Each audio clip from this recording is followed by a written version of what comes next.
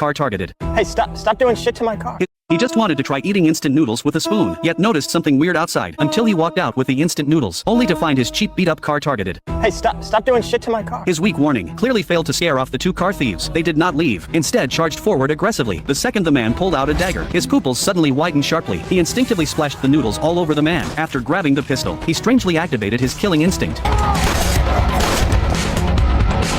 Staring at the two bodies on the ground, he could not believe it for a moment. He was supposed to be a loser. How did he become so fierce all of a sudden? He quickly called his girlfriend, but she thought he was joking. Given his usual cowardly self, he could barely crush an ant. Just two dudes in a parking lot, okay? And Phoebe, if you don't come here right now, I'm just gonna start, pissing in my pants. I swear to God, Phoebe, I'm just gonna start, pissing. When his girlfriend arrived at the convenience store entrance, the brutal scene shocked her completely. She still could not believe her cowardly boyfriend had the courage to kill someone. While they worried about how to dispose of the bodies, a police car drove straight over. Oh God, Mike. I'm sorry.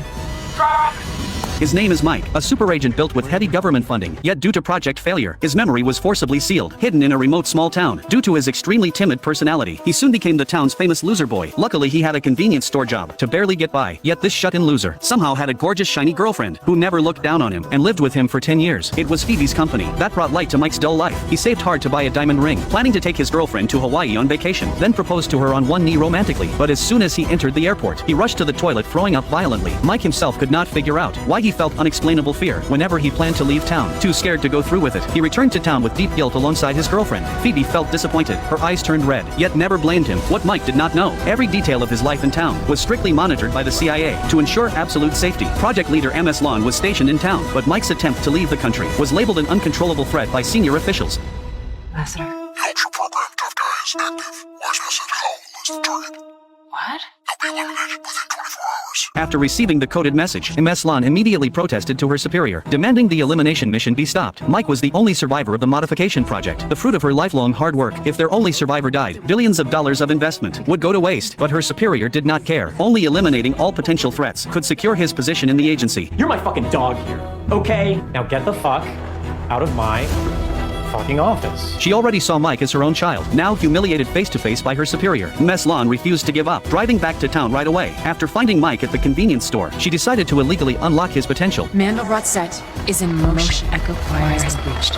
We are fielding the ball. Chariot progressive. Chariot progressive. Chariot progressive is in motion. She repeated the activation code several times, yet got no expected response. MS Lon felt deeply disappointed, while Mike thought she was crazy. I'm sorry about all of this. I'm sorry, Mike. I tried. She left helplessly. Shortly after MS Lon left, CIA agents showed up. They hid behind car theft, thinking one dagger would finish the job, never expecting the weak-looking man was faking it. Even with partial potential awakened, he was far more than they could handle. In just one encounter, they became two bodies on the ground. Learning Mike killed two top agents with just a spoon, his superior felt everything collapsing. Fucking activated. Do you not see that? Yes, sir. This is Lassiter. She's in the town. Lock it down and find her. Inside the police station, Phoebe tried calming her boyfriend down, yet Mike worried not about killing people, but his suddenly sharpened mind, his once muddled brain, kept expanding its boundaries, until taken to the interrogation room. Calculations in his head slowly stopped, yet for some reason, his hands and feet started shaking involuntarily. Luckily his loser reputation spread all over town. Even the sheriff refused to believe he could kill barehanded. As the sheriff tried asking questions, the interrogation room suddenly lost power, though backup power kicked in. Communication signals in the area were cut off. The sheriff ended the interrogation hastily, locking the couple back in the detention room. At the same time, two fully armed figures appeared outside the station, top agents sent by the superior to complete the mission.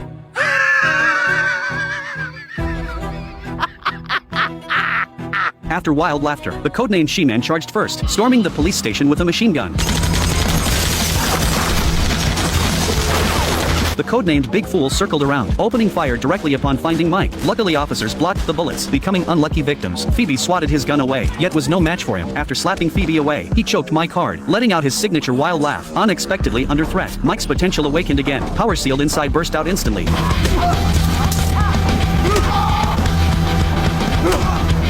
Until he could no longer laugh, Mike turned and rushed out of the cell, locking the fool inside. As She-Man prepared to kill the sheriff, she spotted the escaping couple on surveillance, smashing the glass instantly, cutting off their escape route. They had nowhere to hide, while the man toyed with them like a cat. Unexpectedly the sheriff dragged his last breath, chaining the man to a chair.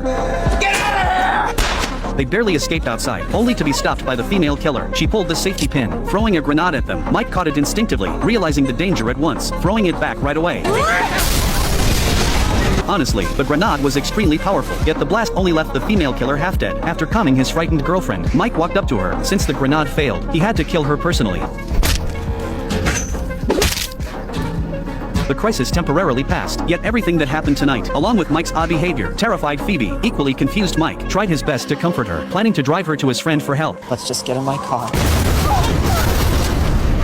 Obviously the first two men tampered with the car. They had to switch to Phoebe's car. Mike sat in the passenger seat. Memory fragments flashed non-stop in his mind. His sealed childhood. Various life scenes vividly appeared. Yet he had no memory of them. Could not even picture his parents' faces. He realized he never had a complete memory all these years. Luckily these fragments were waking up. Various killing skills, gun knowledge, and ways of thinking poured wildly into his mind.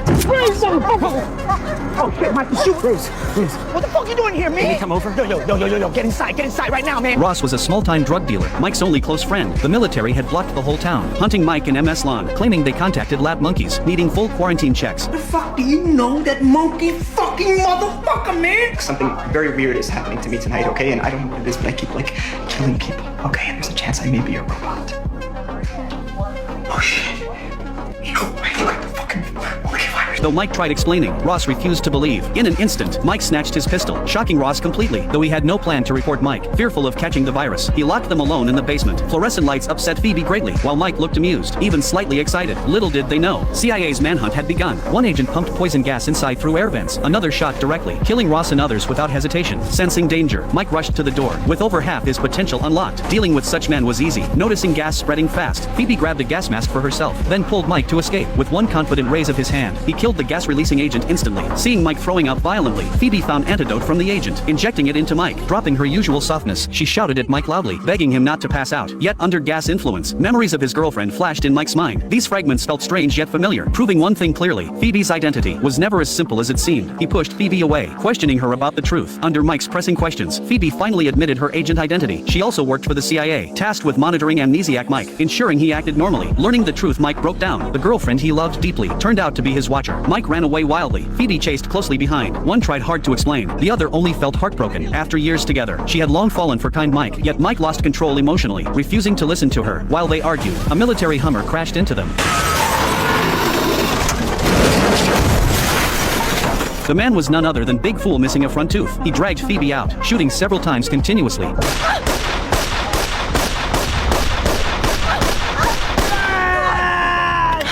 I'm supposed to bring you in alive. Mike's leg got trapped. Big Fool poured gasoline all over the car, burning Mike alive, to avenge his humiliation. Seeing Phoebe brought back by Big Fool, the superior rushed over right away. Phoebe Selbert, she who'd rather suck some stoner's cock than turn herself back in for debrief, is gonna question my authorization? I've read your file. You have no secrets from me. Yet right after he showed off, he got bad news from his men. Mike survived the fire, appearing near a gas station unharmed. At the last second of the car explosion, MS Lon showed up and saved Mike. Who are you?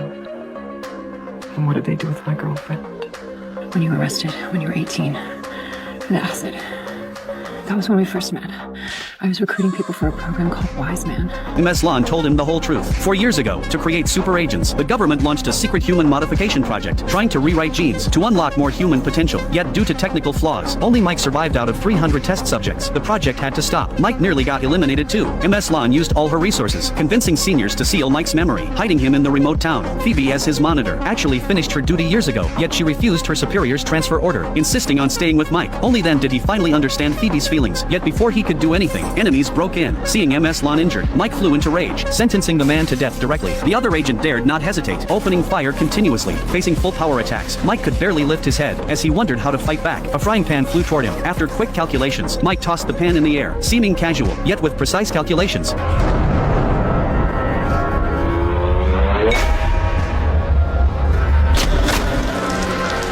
The commotion caught the director's attention, who decided to go to town in person. So before the director arrived, the superior had to settle things, or face severe punishment, even death. Thus he held back no more, pointing his gun at Phoebe, threatening Mike to meet at the convenience store, knowing full well it was a trap. Mike had no other choice. He put on the shirt prepared for proposal, took fireworks planned for atmosphere, heading alone to save his girlfriend. The superior acted recklessly. To finish the elimination mission, he released all his secretly modified agents at once. Yet before he finished his pre-battle speech, Mike charged in with his vehicle. Fireworks flew like Katyusha rockets, though low-powered. They sent the men running for their lives. Yet to Phoebe, these fireworks still looked romantic. As the men hid inside the supermarket, Mike stepped on the gas and rushed in, as the strongest human weapon alive. What followed was a one-sided slaughter.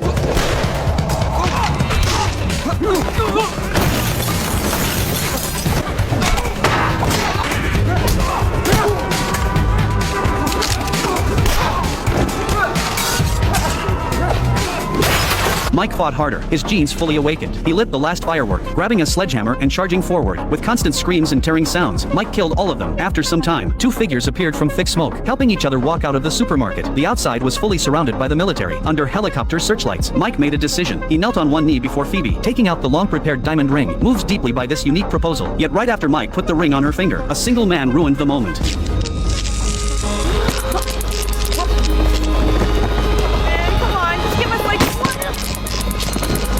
The happy couple got stunned by electric shocks. The superior was executed directly by the director. With such a big mess made, someone had to take responsibility. The man lied to superiors and subordinates, deserving his death. Finally, with MS Land's mediation, Mike was re-recruited by the CIA. 1 year later in the Philippines, Mike and Phoebe appeared in a casino. Yet they were not there for honeymoon, but to carry out an assassination mission against telecom fraud groups. 我可是饶大卫。他们是派了一个人来啊。抱歉，我不晓得，我会讲中文。